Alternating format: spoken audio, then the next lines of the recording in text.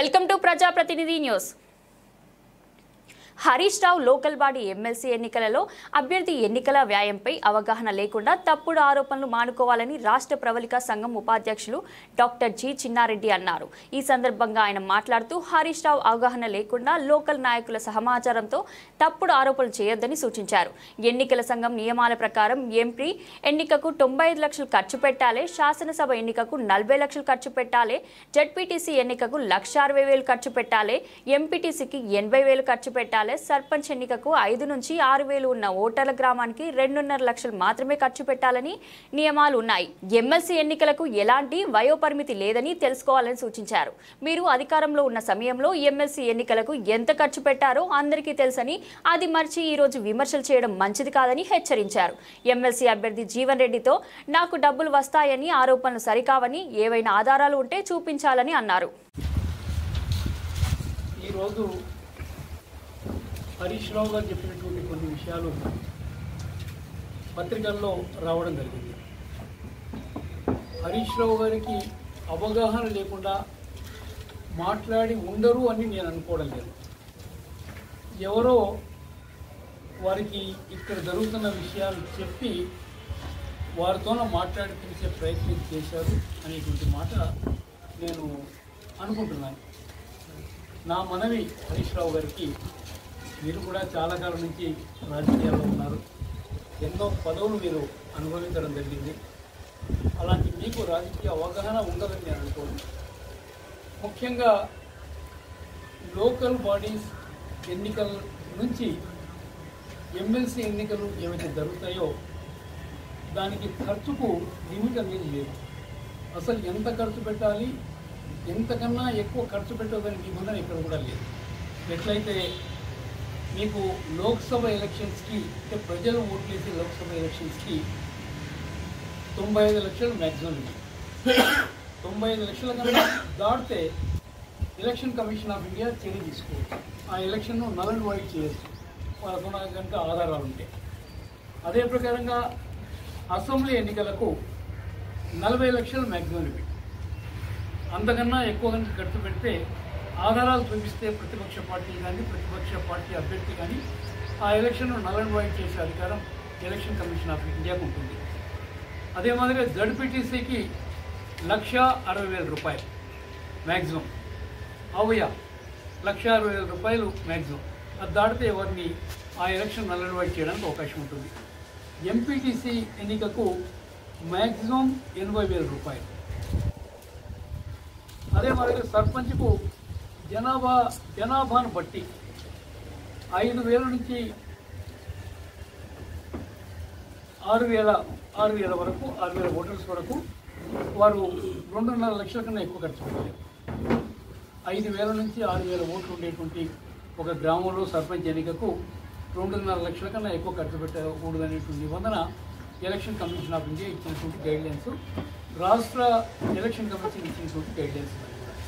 అందుకని ఈ ఏదైతే ఎంపీటీసీలు, మున్సిపల్ కౌన్సిలర్సు, దాని తర్వాత కార్పొరేటర్సు, ఇలాంటి వాళ్ళు, దాని తర్వాత జడ్పీటీసీలు, ఇవందరూ ఓట్లు వేసేటువంటి ఎమ్మెల్సీ ఎన్నికకు ఎక్కడ కూడా ఖర్చు నిబంధన లేదు.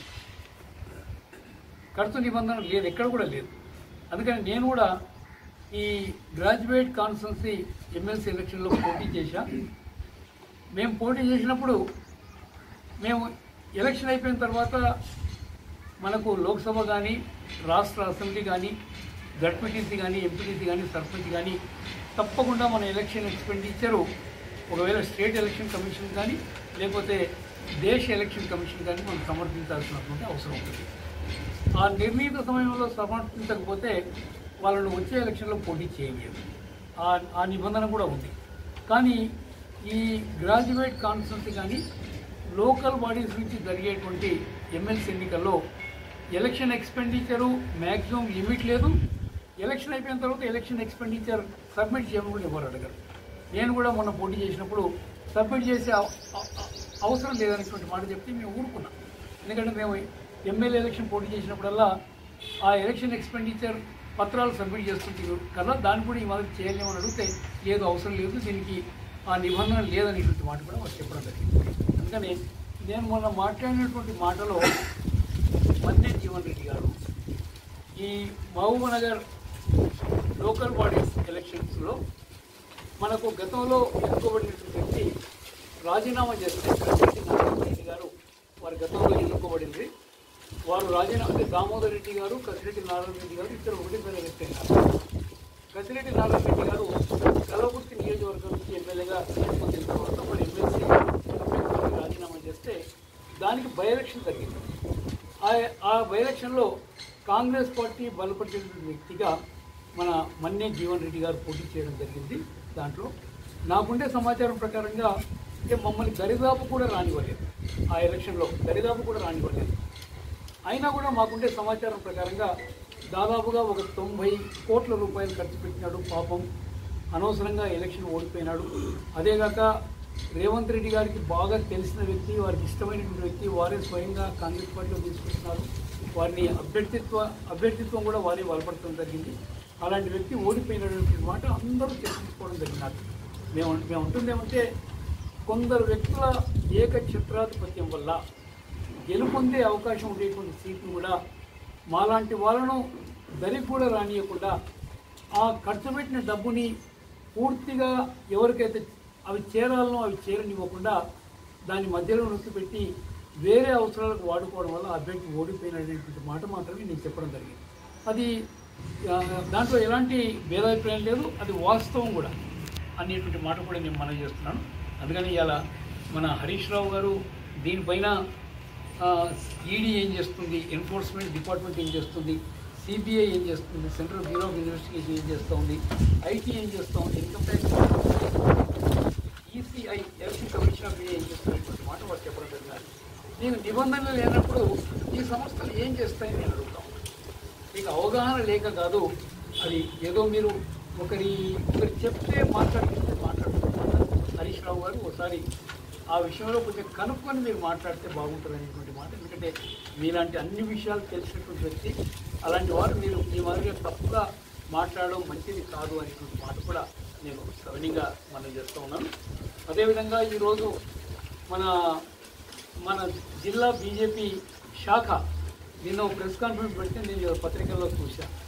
ఇలా చిన్నారెడ్డి గారి వర్గం, మేఘారెడ్డి గారి వర్గం నియోజకవర్గాల్లో ఇస్తలేరు, కొట్టుకోవడమే సరిపోతూ ఉందనేటువంటి మాట వారు చెప్తా ఉన్నారు.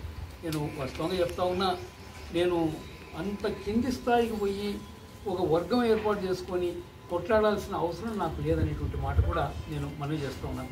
ఎందుకంటే 4 సార్లు ఎమ్మెల్యే, 8 సార్లు పోటీ చేశాను. ఒక్కసారి కాదు, 2 సార్లు కాదు, 3 సార్లు కాదు, 8 సార్లు పోటీ చేశాను. 8 సార్లు ఎమ్మెల్యే ఎలక్షన్ పోటీ చేయడం అంటే సామాన్యమైనటువంటి పని కాదు. ఎంత ఓపిక ఉంటే మీరు ఆ 8 సార్లు ఎమ్మెల్యే ఎలక్షన్స్లో మీరు పోటీ చేస్తారు. ఈరోజు ఒక్క ఎలక్షన్కే చాలామంది ఇంక ఉత్తరాయణ ఎలక్షన్ అనుకునేటువంటి స్థాయికి వస్తూ ఉన్నారు. అది కూడా మేము ప్రజల చుట్టూ తిరిగి, ఇల్లు తిరిగి, నా మొదటి 3 ఎలక్షన్లు అయితే నా 85 ఎలక్షను, 89 ఎలక్షను, 94 ఎలక్షను ఇల్లు తిరిగి నేను ప్రచారం చేశాను. బారు బాలయ్య అని మన శ్రీరంగాపూర్ ఒక స్వాతంత్ర సమరయోధుడు, ఒక ప్రముఖ బీసీ నాయకుడు నాతో పాటుగా తిరిగి ఇల్లు మేమిద్దరం ప్రచారం చేశాం. ఆయనకు మంచి గుడ్విల్ ఉండే, నేను కొత్త క్యాండిడేట్గా మా అన్నకు ఉండేటువంటి గుడ్విల్తో మేము కూడా ఇల్లు తిరిగి ప్రచారం చేసుకున్నాం. ఆ ప్రకారంగా తర్వాత మొన్నటి ఎలక్షన్, లేటెస్ట్ ఎలక్షను, మన 2023 జరిగిన ఎలక్షను, నేనైతే ఒక్క ఇల్లు వదిలిపెట్టకుండా ప్రతి ఇల్లు వనపర్తి నియోజకవర్గంలో సందర్శించడం జరిగింది. నేను చిన్నారెడ్డి ఓటేయమని అడగలే, కాంగ్రెస్ పార్టీకి ఓటేయండి అనేటువంటి ప్రచారమే నేను చేశాననేటువంటి మాట కూడా నేను మనం చేస్తున్నాను. అందుకని మాకు వర్గభేదం లేదు. ఒకటే, ఏదైతే మీరు అభివృద్ధి అని అంటున్నారో దాంట్లో అవినీతి కోణాన్ని మేము చూస్తూ ఉన్నాము. తప్పుదారిని మాత్రమే మీరు అభివృద్ధిని తప్పు దారి పట్టించే ప్రయత్నం చేస్తున్నారు. దాన్ని సరిచేయమనేటువంటి మాటనే తప్ప అభివృద్ధికి, నేను మొన్న ఇచ్చిన పత్రికా ప్రకటనలో కూడా నేను మాట్లాడేటప్పుడు కూడా అభివృద్ధికి మేము అడ్డం కాదు, మీరు అభివృద్ధి పేరుతో చేస్తున్న అవినీతికి మాత్రమే మేము వ్యతిరేకం అనేటువంటి మాట చెప్పడం జరిగింది. అందుకని నారాయణ గారు కొంచెం మీరు కూడా దీన్ని గమనించండి, మాట్లాడండి. మీకు నారాయణ గారికి ఇంకో మాట కూడా చెప్తా ఉన్నాను. రేపు 2వ తారీఖు నాడు మన గౌరవ ముఖ్యమంత్రి గారు రేవంత్ రెడ్డి గారు వనపర్తి నియోజకవర్గానికి రాబోతున్నారు. వనపర్తి నియోజకవర్గాన్ని వారు ఎప్పుడుగా తమ సొంత నియోజకవర్గంగా భావిస్తారు. ఎందుకంటే వారు ఇక్కడ పుట్టకపోయినా ఇక్కడ ఉండి చదువుకున్నారు కూడా. చాలామంది వారు పాత స్నేహితులు ఉన్నారు. ఇదే నా ఇంటి ముందు ఉండే మన బోయ మషన్న ఇంట్లో వాళ్ళు కిరాయికి ఉండేటువంటి వాళ్ళు అనేటువంటి మాట కూడా నేను మనవి చేస్తున్నాను. మా నాన్న పాపిరెడ్డి గారు సామాన్య వ్యవసాయదారుడు, ఒక మధ్యతరగతి కుటుంబీకుడు. ఆయన వనపర్తిలో ఈ ప్లాట్ కొనుక్కొని ఈ ఇల్లు నిర్మాణం చేసినప్పుడు ప్రతి నిత్యం ఉదయం అంతా కూడా వ్యవసాయ పనులు చూసుకొని ఆయన 10-11 గంటలకల్లా వనపర్తికి వచ్చి ఇక్కడ లేబర్తో ఈ ఇంటి పని చేయిస్తూ ఉండే. గ్రౌండ్ ఫ్లోరు ఫస్ట్ ఫ్లోరు ఆయన కట్టిపోయింది అనేటువంటి మాట కూడా నేను మనం చేస్తున్నాను. ఆయన వనపర్తికి వచ్చి ఇక్కడ ఈ ఇండ్లు నిర్మాణంలో ఉంటే ఇక రేవంత్ రెడ్డి గారు వారి అన్నలు అందరూ కూడా వచ్చి మా నాన్న దగ్గర వచ్చి తాత అని ఆయనతో కొద్దిసేపు కూర్చొని ముచ్చటించిపోయేవాళ్ళు. వేసిన ఇసుకలో కూర్చొని ఆడుకునేటువంటి వాళ్ళు అనేటువంటి మాట నేను జ్ఞాపకం చేస్తాను. ఈ ఇంటి ముందే ఉండేటువంటి అలాంటి జ్ఞాపకాలు రేవంత్ రెడ్డి గారు స్వయంగా వనపర్తికి వచ్చినప్పుడు పబ్లిక్ మీటింగ్లో చెప్పడం జరిగింది అనేటువంటి మాట కూడా నేను మనం చేస్తున్నాను. అందుకని అలాంటి రేవంత్ రెడ్డి గారు రేపు రాబోతా ఉన్నారు 2వ తారీఖు నాడు. ఆ సందర్భంగా నారాయణ గారు గమనించాలి, మన గౌరవ ఎమ్మెల్యే గారు మన గౌరవ ఎంపీ గారు 1000 కోట్ల వనపర్తికి అవసరం ఉందని వినతి పత్రం కూడా ఇవ్వడం జరిగినారు. నారాయణ గారు ఇంతకన్నా ఎక్కువ అభివృద్ధి కావాలని మీకు 1000 కోట్ల నిధులు రేపు రేవంత్ రెడ్డి గారు వస్తున్న సందర్భంలో వారు సమర్పించడం జరిగినారు.